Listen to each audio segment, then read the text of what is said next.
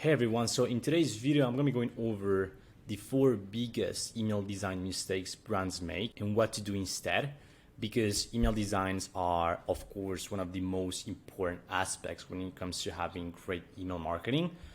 It's one of the first, if not the first impression people get from your brand. So you wanna make sure they are looking modern and most importantly, optimized for sales and conversions, right? So let me go over the 4 biggest mistakes right now. Okay. First one is not keeping your ATF, so the above default section, optimized. What is the above default section? It's the first section before you actually scrolling. This applies specifically for mobile. Most people will open your emails on mobile, so you want to make sure your ATF, so the above default section, is optimized. So let me show you a couple of examples of the ATF not being optimized. First one is this one right here. First things first, what does optimize mean? Well, having a clear offer or the specific angle of the email plus a CTA before actually scrolling. So these are 2 emails I opened up and I just took screenshots from my cell phone essentially. And as you can see here, we don't have any CTA, plus we don't have any context on what the email is gonna be about. What does that mean? Are you looking to supercharge your daily routine? Look no further. And then it frees something right here. What does that mean? You know what I mean? So you want to give context and you want to have a clear CTA. In this case, again, it doesn't make any sense. It doesn't really give context on the what the email is going to be about. Most people will actually at most skim your email. So make sure you give all the information from the get-go as soon as they actually open the email.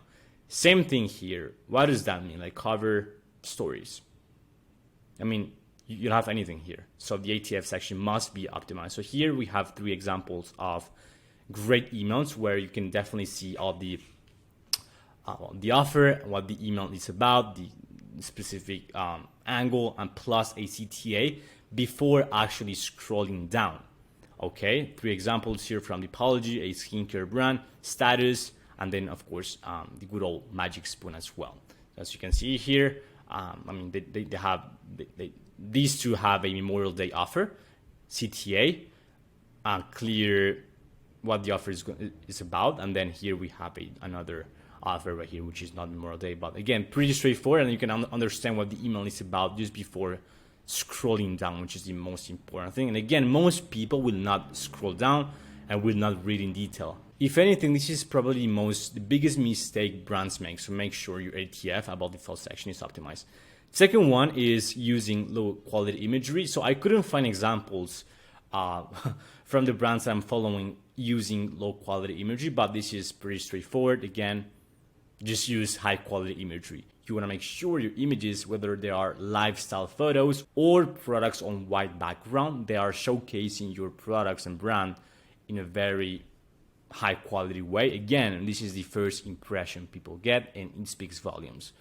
If I receive an email from a brand with low quality photos, trust me, I'm not gonna purchase from them. Again, impressions are everything, so make sure you use high quality imagery. Just goes without saying, very basic. I'm pretty sure you're already using high quality imagery, but again, this is a huge mistake I see brands make as well. Okay, so use high quality image in this case. Third biggest mistake, and this is a pretty big one, is not optimizing for mobile. What does that mean? Well, if you're using, for example, images for your text, make sure the text is actually big. For example, in this example right here from Chroma, it was really hard to read this because it is very small. And again, this is an image right here, a graphic-based email, and it was really difficult to read. If you're using HTML, then of course that's different because it is responsive. So it gets automatically adapted to your mobile font, etc. So you can actually read.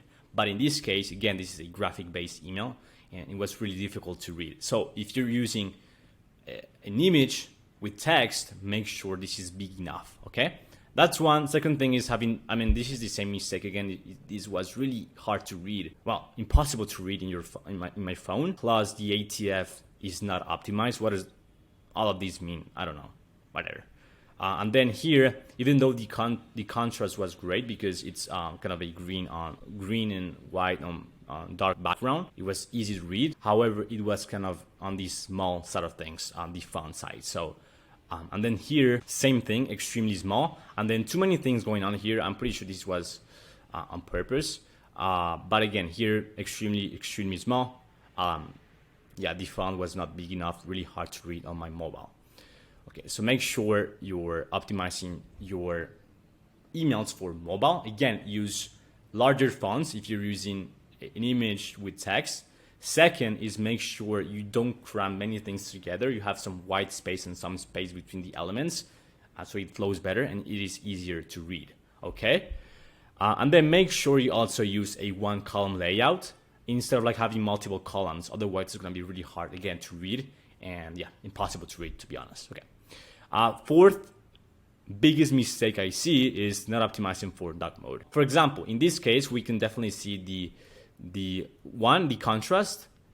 The contrast here, it was really hard. I mean, I have very bad eyes, to be honest, so it was really hard for me to read this right here because the black on gray background, really hard to read.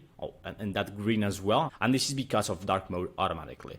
And also here, the logo, you cannot see it, so make sure if you're using a transparent PNG for your logo, you use a translucent outline. That way you can actually see the logo. So if you're using a transparent PNG for your logo, use a translucent outline. That way we'll be able to see your logo. Also, make sure before sending out the email, you test it with your phone just to make sure looks great. Otherwise, again, you can end up with emails looking like this, and I'm pretty sure they don't really know what their emails look like. Dark mode sucks. I don't really use it, but most people actually use it. So make sure this is optimized for dark mode. I actually have a video on my YouTube channel. I'm gonna link it somewhere here, where I go over the top email design tips to keep in mind for great email designs. Okay, and here we have an example of a optimized email for dark mode. So here, I mean, as you can see here, we have a kind of a slight translucent outline to the logo, and then we can see it here very clearly. And yeah, that's pretty much it for this point right here. And then a bonus, this